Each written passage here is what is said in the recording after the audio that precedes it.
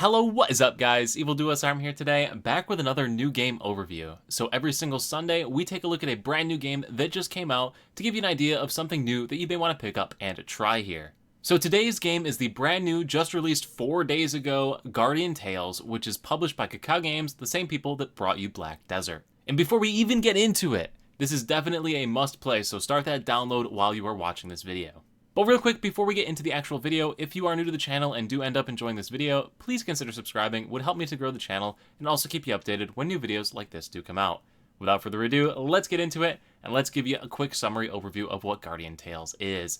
So it's predominantly a 2.5D, stage level based gacha game action RPG with puzzle elements and AFK elements, which is an absolute mouthful, and I had to write it down and read it because there was no way that I was going to be able to remember that. So usually when a game tries so many different things like this, it ends up not quite coming off or something kind of sucks, but this game is completely different. It really successfully executes all of these different elements, which is awesome.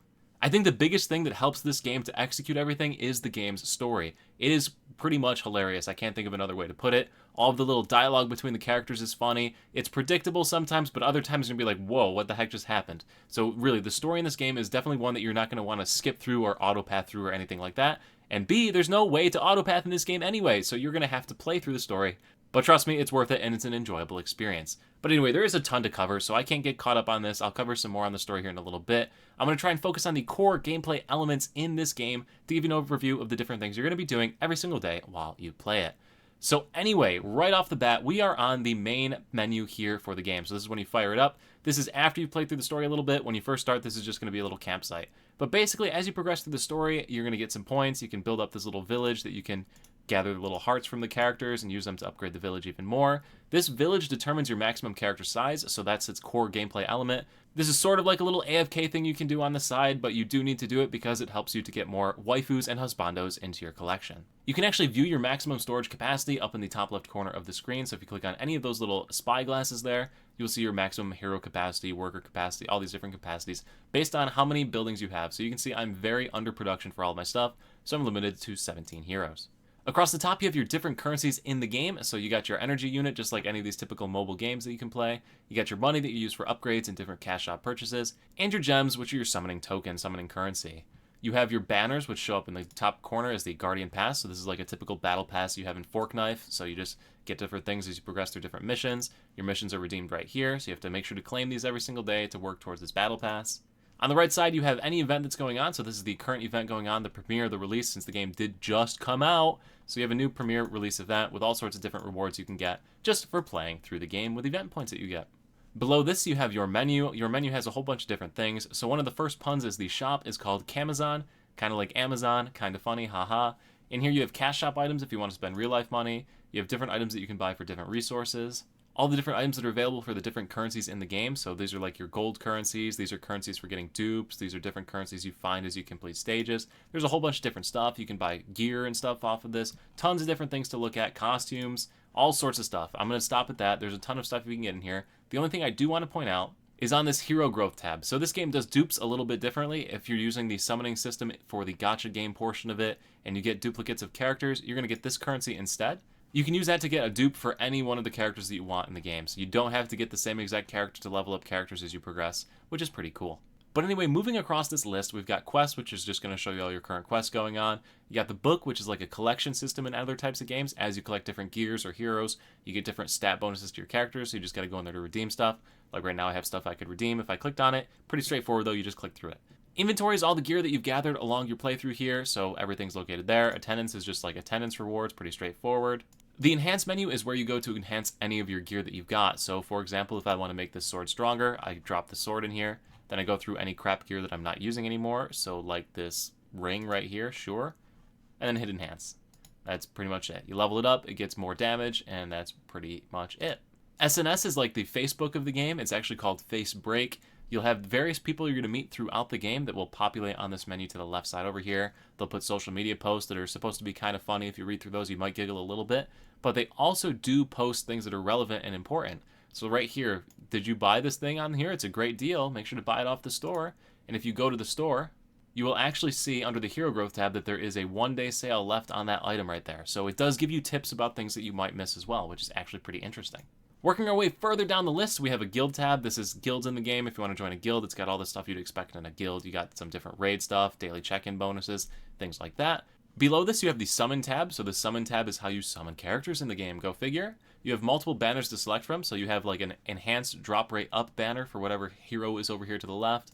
You then have your general banner if you want to summon any like regular character that's not part of the drop rate up event. Also, you have to summon equipment as well, so different gear in the game can be summoned in the same way. They cost 300 of the currencies here that you get, and you get 50 to 150 of these for every stage that you clear. So you need to play through quite a few straight stages in order to be able to summon lots of characters. But the summoning system is actually pretty dank, so I'm going to go ahead and summon a character, and maybe I'll get the good one, because who knows. So when it goes, your door opens up, and you get an Amazon droid dropping it off at your house. You have to sign your name, so little Levi signature. And when you open up the box, it has the characters inside of it. And then you just open up your little pop figurine. So pretty neat little summoning system, kind of fun. If you do a 10 pull, that whole box is full and you pull up through the boxes, the colors of the box show the rarity, so when it's in the box, you're like, oh, I got a good one. So it's fun. It's an enjoyable little summoning system, but it does cost quite a few currencies, and I just wasted myself to a 10 pull for you, so you're welcome. After you're done doing all the pulls you could possibly want to do, if you head over to the Hero tab, which is on the left side of the screen, you will now see that you can collect waifus in this game. Yes, there are waifus available, even though they're little 16-bit characters on the right side. But anyway, all your characters are available on the right side, so if you click on any one of them, you can add them to your party, and you can just remove and say, I want to put her on instead. Add to party. Pretty straightforward and simple. As far as progressing your characters, if you click on the character, click on the details option, you will see all the gear that that character has equipped. You'll see their stats, their damage, their resilience. You have different weapons that you can equip to your characters. So your main character, your protagonist, can equip any weapon in the game. So my guy's got an assault rifle with a flamethrower because I'm Evil Duosarm, I do what I want. But like this sniper character can only have rifles. This magic character can only use magic staves. So beyond your weapon, you have accessories. You have these perk cards that are sort of like modifiers to your character, give you like lifesteal or additional damage or things like that.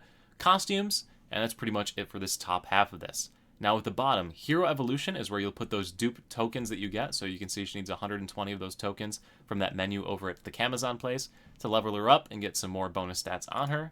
Whenever you level up a character like that by using the Hero Evolution tab, it will unlock additional spots on the Awakening tab. So this Awakening tab is like a rune system. You get these from playing through the different little side quests that are available in the Rift that we'll take a look at in a second. But you use these, they boost your stats, and you just socket in stones. Pretty straightforward for that. Leveling up a character is super easy. You get experience for clearing levels, and then you just hold down this button, and boom, she leveled up. Pretty straightforward. And that's pretty much all I'm going to cover on the characters menu. That's pretty much your general flow path over here. So you build your team, get your team set up, and now we can finally actually go do some gameplay, because how long have I been talking? So if you click Adventure in the bottom left corner of the screen, or if you're on your phone, you tap it. I'm on an emulator on my PC, obviously. It'll bring up the world map. So on the left side of the screen, we have the Rift. The Rift are little daily challenges that you can do every single day. They provide you different upgrades. So Awakening Stones are the items you need for that Awakening tab. You can do resource dungeons for different things like experience or money, skill dungeons for other upgrade items. It's pretty straightforward.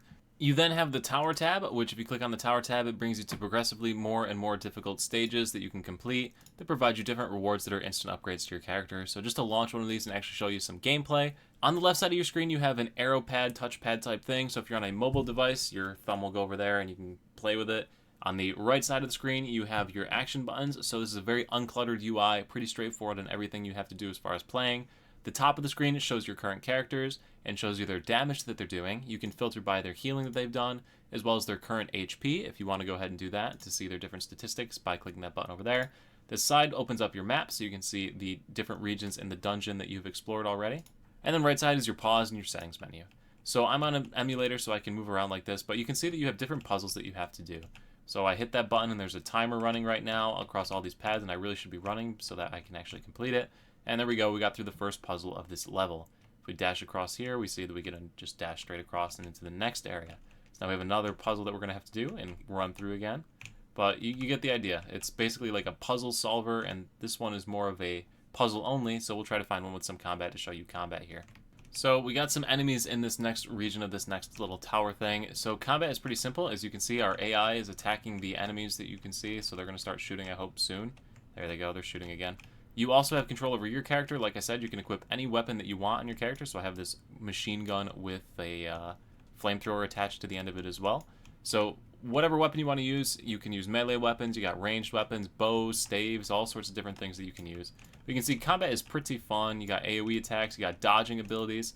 So if you are trying to dodge something from an enemy and you hit the sprint button, which is this button over here, instead of sprinting, your character will do a dodge animation. So it gives you a little action, real-time combat stuff.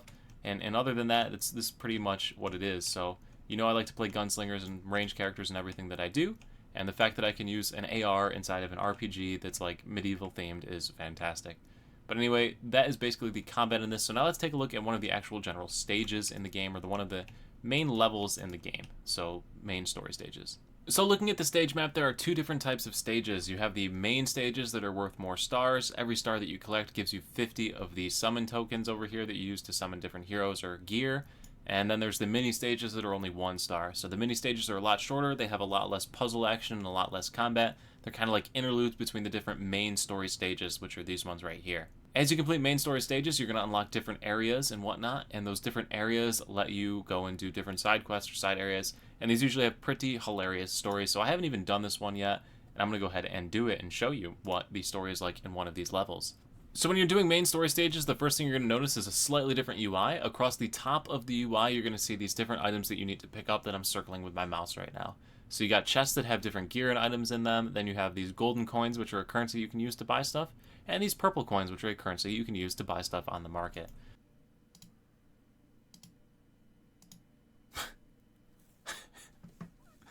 So those are lines.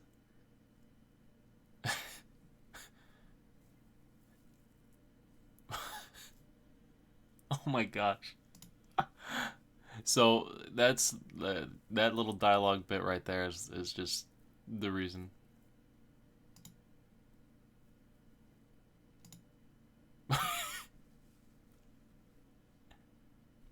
So that little interaction there is kind of a pretty solid example of how the story is so funny, with all the different NPCs that you're going to run across in the game. So another thing to point out is that there's actually like a karma system in this game, and I don't know what the karma system actually ends up impacting, but various points throughout the story while you're playing, you're going to be faced with a whole bunch of different decisions that will impact what ends up happening. So you can literally ask whatever you want. But anyway, guys, that's pretty much going to do it for this video. So I don't want to spoil any more of the story. It's really awesome, really worth the playthrough. Like, you're genuinely going to belly laugh during this. There's some really funny stuff in it. So in this video, we've gone and showed you the different upgrade systems, all the different character collection systems, a couple of the different waifus and husbandos you can find yourself in this game, some of the AFK elements, the different puzzles that you can do, the combat. We've shown you just about everything you could want to see about this game to give yourself an idea of how it plays and the different things you have to do or can do inside of the game. If this video is going to help you to decide if you want to pick up this game, if you want to play it, do let me know in the comment section below. And also, once again, make sure you're subscribed so you stay updated when new content comes out. Thank you so much for watching. I will see you at the next live stream over on Twitch, the next YouTube video, or wherever I happen to see you. Bye.